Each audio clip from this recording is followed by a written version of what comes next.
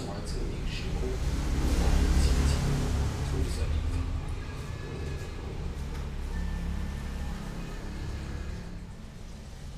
根据规表测出正午时影子的长短，阳光穿过颈扶手的小孔，会在规表刻度上留下痕迹。必须捕捉到这关键一刻，并准确记录下数值。通过这种方法，中国早在周代就确定了冬至、夏至这两个节气。通过连续2次测得标准最长值和最短值之间的相互贴数，早在2000多年前的春秋时期，中国古人就测定出一个回归历的长度是365年。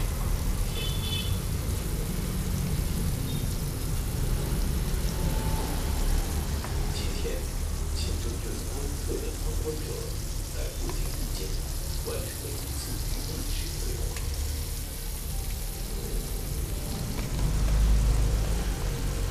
他们也许不会意识到，他们现在所在的这个任务，数百年前是一个不可排解却不可发掘的。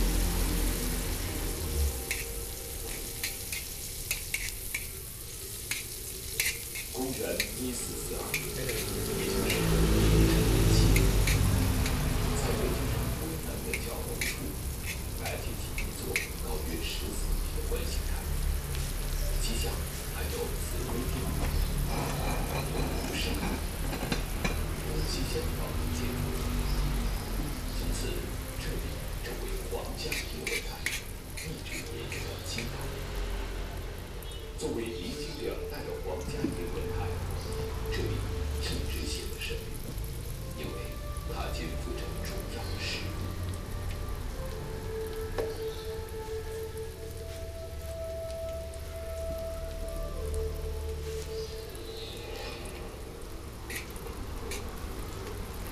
康熙29年8月的一个夜晚，北京东观景台台顶的值守人员异常紧张和忙碌，因为他们观测到了寻常的星星。一颗黄色马尾的星星忽然出现在了南方的天空。值守人员立即将这个消息报告给外交部的接到报告后，立即进行细致的分析和归纳，他们的神情逐渐变得凝重。推测的结果显示，这个明星所见的光芒意味着地上可能会出现金光之灾。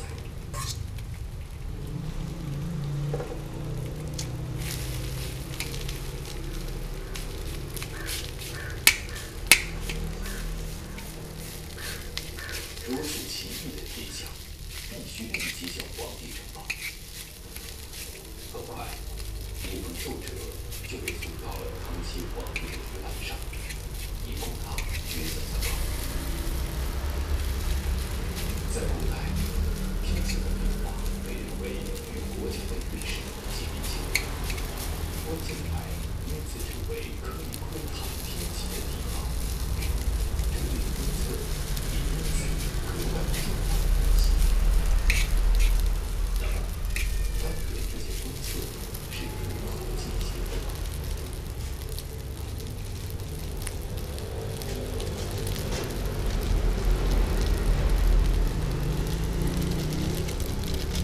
作为东观景台最开场，肖全讲述的工作就是巡视舞台、检查。这些造型各异的仪器是中国古代天文观测的利器。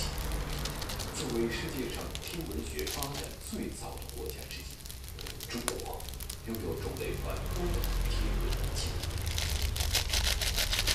古观象台上的这8种仪器是在清代康熙乾隆2朝，它们均由青铜铸成，气势雄伟，工艺精湛。它们都是国家一级的，是古观象台的正台式号，也是世界上唯一的古老、完整而又可靠的大型天文。部仪器群，其中不少仪器至今还能使用。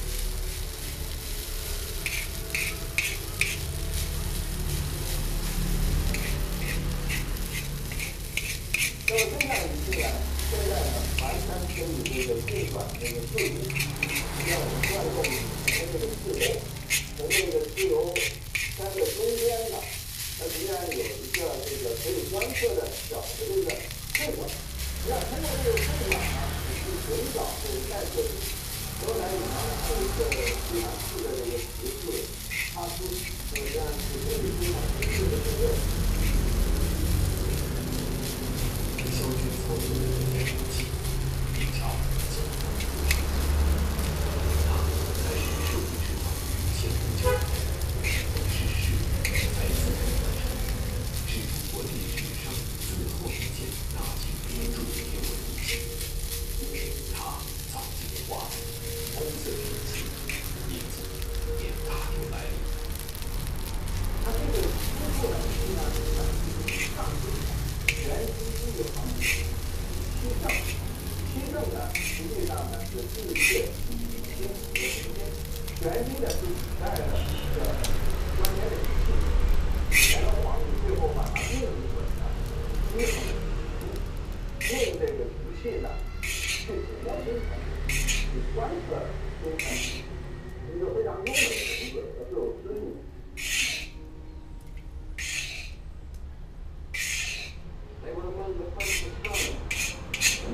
这是一段千古名出的人类画面，它是迄今能够看到的最早的不观景台影像画面。当年中国人就是用设计仪器观测天象这个地方。从1442年古观景台建成，到1929年结束观测，在近